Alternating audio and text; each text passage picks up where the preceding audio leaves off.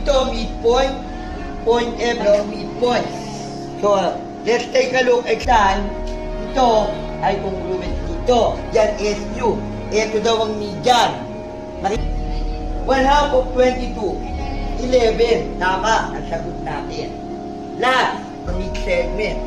So, you will have T other terms. 4x plus 2 is equal to 1/2.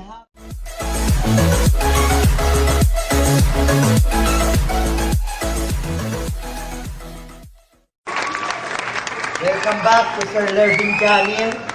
So we are going to study the midline, mid-segment or median of a trapezoid. It is a median if a trapezoid is parallel to its bases, katulad nito. And its length is 1/2 the sum of the length of the bases. So, ito midpoint, point F is midpoint. So, kung midpoint, itong dalawang to, AE is congruent to ED. BF is congruent to FC. So, ang EF natin ay midline, or mid-segment, or median. Sabi, EF is equal to 1/2 of the sum of the AB and CD. So, ito yun. I-add lang natin yan. Pag na-add natin to, i-multiply natin sa 1/2. Can you follow? Yes. So, let's take a look example number 1. So, ang ROME is a trapezoid. Ang pinapahanap, PA. RO is 10. EF is 16. If you will take a look, median to. Bakit median? Kasi ito ay congruent doon. At the same time, ito ay congruent dito. So, midline yan, or median, or mid-segment. So, therefore, halimbawa, if this is PQ, PA rather, if this PA will be equal to 1/2 of RO plus ME or EM. But what is RO? 10. What is ME? 16. What is 10 plus 16? 26. 1/2 of 26? 13 units. Whatever the unit is. So, ang median natin is 13 units. Take a look number 2. We have tone. T-O-N-E. Ang sabi niya, tone with median SU. Ito daw ang median. Nakikinig pa ba? Kung ito'y median, hello? If SU is median, the conclusion, ST will be congruent to SO.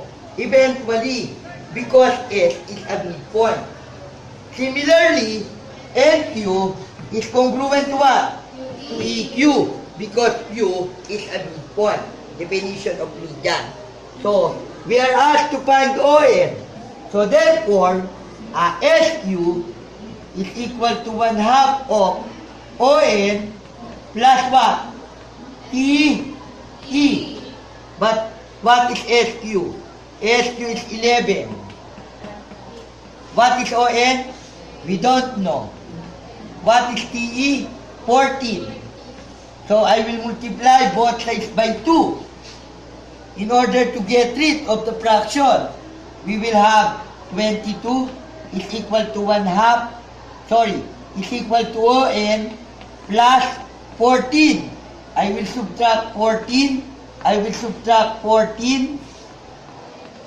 So, therefore, ON will be equal to, eliminated na yon, 22 minus 14 will give us 8 units. We may check it. If ON is 8, since this is the median, 8 plus 14, 1/2 of 22, 11. Tama ang sagot natin. Last, take a look. Ayan na naman. Midline na naman yan, or mid-segment. So you will have TI is equal to 1/2 of AP plus EX. What is TI? 4x plus 2. What is AP? 3x plus 3. What is EX? 6x minus 2. Combine similar terms. 4x plus 2 is equal to 1/2 of yon, saka yon, ano na? 9x. Ito, saka yon. 3 minus 2, positive 1. May 1/2 doon. Para mawala 1/2, multiply ko both sides by 2. So, by 2 times this, 8x plus 4. Yun naman, 2 times 1/2 is 1. 9x plus 1 na. So, therefore, I will subtract this by 4. I will subtract this by 4. I will subtract this by 9x. I will subtract this by 9x. Can you follow? So, wala na to. Ito, cancelled out. Ito, negative x is equal to negative 3. Multiply both sides by negative 1. You will have x is equal to 3. If x is 3, what is ti? Ti is equal to 4x plus 2. But what is x? 3. 4 times 3 plus 2. 4 times 3, 12 plus 2, 14 units. 14 units ang ti. I-check natin to. That is, x is 3. 3 times 3. Plus 2. 11 yon. Ito naman, 6 times 3. 18. Minus 2, 16. So this must be 12. Thank you. And then 16 plus 12, 28. 1/2 of 28, 14. Tama ang x natin. Tama ang mga sagot natin. Thank you so much. Please subscribe, like, and share. Mabuhay!